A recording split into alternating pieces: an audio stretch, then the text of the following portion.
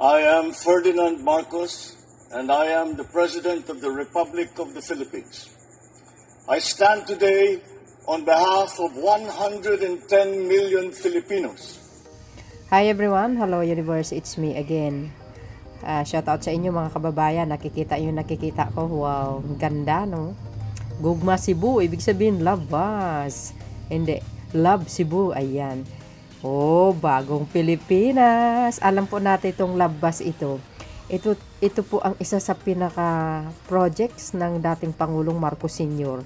At ang ano nito guys, ay nakaisip nito no. Actually si dating First Lady Imelda Marcos ngayon. Kung nakikita nyo ito, napakaganda. Wow, ngayon ibinalik ng anak na si Pangulong Marcos Jr. Itong lugar na ito po ay nasa Cebu na ito. Sa Davao mayroon din. Mayroon tayong upload videos. Itong pinakamaganda, isa sa pinakamagandang kulay, itong white. Wow. Oh, yung white, ang ganda ng white. Sosyalin. Oh, di ba? Shout out sa mga Cebuano diyan, no. So, actually nagpunta po doon si DOTR Secretary Vince Dizon, mga kababayan, ay kumbaga pinangunahan ang paglunsad yung labas na yan dyan po sa Cebu. Wow, na nakaka-overwhelm yan po.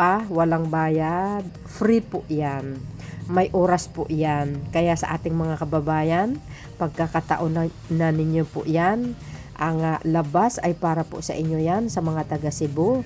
Yan po ay under the Marcos administration, libreng-libre, no? So, nauna po actually ang Davao no? So, pangalawa ngayon ang Cebu, and of course, baka kumbaga NCR dito sa Maynila, magkakaroon soon. Kaya abangan po natin yan. So, napakaganda ito. Ang laking katulong ito. Ang laking tulong ito sa ating mga kababayan na talagang kumbaga yung mga nagko-commute baga. Ang ganda, 'di ba? Itong mga ibang highlights, no? But before that, basahin po natin. So yun mga kababayan, today is August 22. Ikalawang ruta ng lava sa Cebu umaarangkada na kasama ang DBM, DOT at DOTR. Handog ni BBM ay libreng sakay sa mga bumabiyahe mula Talisay City hanggang Cebu City. At pabalik, available ito para sa lahat araw-araw mula 6 AM hanggang 9 AM at 5 PM hanggang 8 PM. Yan po ang oras Tandaan nyo po yan mga taga Cebu.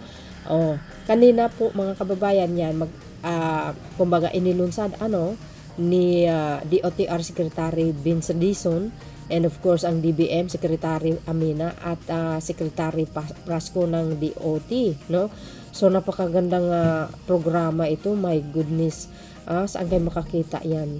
Libre po yan, walang bayad. Nako, siyempre hindi mo maiwasan mga kababayan, siksikan po yan. Siguradong pila-pila. Libre alam nyo sa Davao, ay nako, grabe. Sobrang daming sumakay, as in, no? Kita ko yung highlights. Unahin po natin ito. Tingnan nyo itong mga ibang highlights mga kababayan. Yan po yung nasa loob, tingnan nyo. Ganda yung nasa loob niya, sobrang linis. Parang ang bango-bango. Medyo mahaba ito mga bes. Wow, grabe, labas. Libreng sakay. Di ba? Ang ganda. Ang ganda pati ang upuan. My goodness, ganyan si PBBM. Siyempre, ang Pangulo very classy So, ang kanyang bus, very class din. Pang sosyalin mga bes. Parang pang tourist nga di ba? Libreng sakay, program ng labas. Agay, maayong adlaw diha sa inyong tanan mga taga Cebu, na amoy libreng sakay, na apoy libreng bus sa inyo Uy, grabe, nakakatipid ito mga kababayan grabe. Ito pa yung iba. Nakikita nyo yan, si Secretary Dizon, si Secretary dito ng DOT, tsaka si Secretary Ami Nakapangandaman, mga kababayan.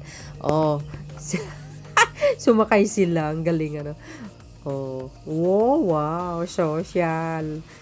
Sabi sa inyo guys siksikan nakatayo sila lahat. Libreng-libre yan. Saan kayo makakita niyan? Wow. Ayan po ay pag-aari ng gobyerno.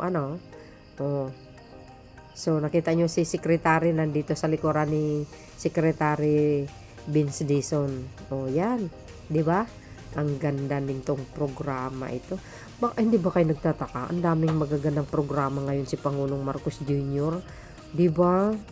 Oh, libre, walang bayad. Di kayo naloka. Di ba kayo namamangha?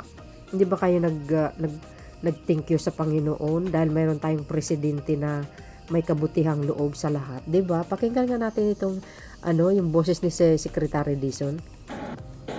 Saan kayo baba? Saan? Sa SM na? Ah, okay. So your fare is 60 pesos? 50 pesos? 30. 60. Malaking bagay din. Malaking bagay din. Oo, malaki.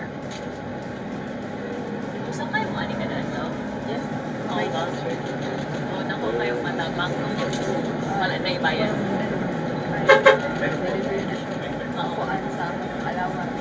Oo, malaking bagay yun. Working kayo o students? Students? Ah, okay. So may school, anong school here? Ah, okay. Yung time nyo na sumasakay is also 6 to 9 in the morning. Ah, so libre na yan. Libre na to. Yeah. Gift ni Presidente. So libre na. Every day na to. Forever. Ay, wow. So, yun mga kababayan, mga estudyante, libre ang kanilang pamasahe, back and forth, 60, no? Bali 30 ang papunta, bali 60 lahat. So, malaking katulungan po sa kanila. Kung narinig nyo yung sinabi ni Secretary Dizon, yan po ay pinagkaloob talaga ni Pangulong Marcos Jr., ika nga gift, no? Yan ay pangmatagalan, no? Kahit bumaba siya sa kanyang termino, still pa din. O, di ba? Umaarangkada na ang labas sa Cebu. Hintayin natin sa NCR, mga kababayan. Di ba? Ang ganda. Shout out sa inyo, mga besa. Ito pa. So, sabi dito, no, inilunsad ngayong araw, August 2022-2025 sa Cebu, ang ikalawang ruta ng labas, libreng sakay. Maaari nang sumakay ang mga pasahero mula Anjo World, Minglanilla, patungong SM, Seaside at pabalik para sa mas magaan na pagbiyahe. Ayan. Narinig nyo yan, mga bes. Now, the Department of Transportation launched the second route of the Labas Libreng Sakay today, August 22, 2025 in Cebu City. You see, mga bes, nakakatuwa, ano? Department of Transportation Secretary Bibinshu Vince Dizon, Department of Budget and Management, Secretary Amina Pangandaman, and Department of Tourist Secretary Maria Esperanza Cristina Garcia Prasco. Ang haba ng pangalan ni Madam Prasco, will lead the launching of the Labas program for the second route from Anjo World, mga Minglanilla to SM. Iba na naman ang ruta niyan. Okay? Ito mga highlights pa, mga best. Ayan. Ito, ayan. Ganda. Gugma, Cebu. Gugma, ibig sabihin love. Ayan. Ang haba. Grabe. Ayan, nakaparada sila dyan. Wow, sosyaling nga talaga, sabi ko sa inyo eh. So, galing talaga ng Pangulo, Galing talaga ng Pangulo, Abangan po natin sa dito sa NCR. Wow, social. Ito yung sa Davao, no? Talagang siksik, mga bes, daming sumasakay. Yan, tingnan nyo, 3 days ago, Sunstar Davao. Davaoenos avail of the free rides and on the Labas along Rojas Avenue on Tuesday evening, August 19, 2025. After many were stranded downtown due to the heavy rain earlier. Ayan, Wow. Sa mga ito naman sa Davao, mga kababayan, tingnan nyo naman. You see? Libreng sakay, siksikan.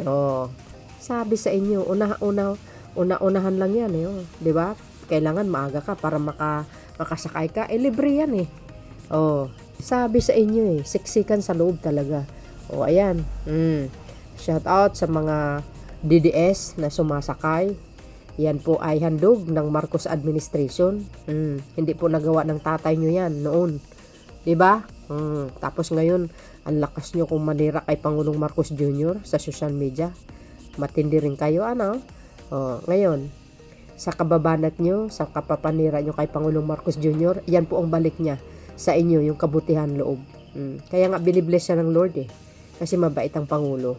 Well, sa mga taga Davao naman, hindi naman lahat taga Davao ay DDS. Marami pong Marcos loyalist po dyan. Kaya shout out po sa kanila. So, yun guys, ang aking pinaka-latest update sa inyo. Thank you for watching. See you again on my next upload. Bye. And Babus, God bless Philippines.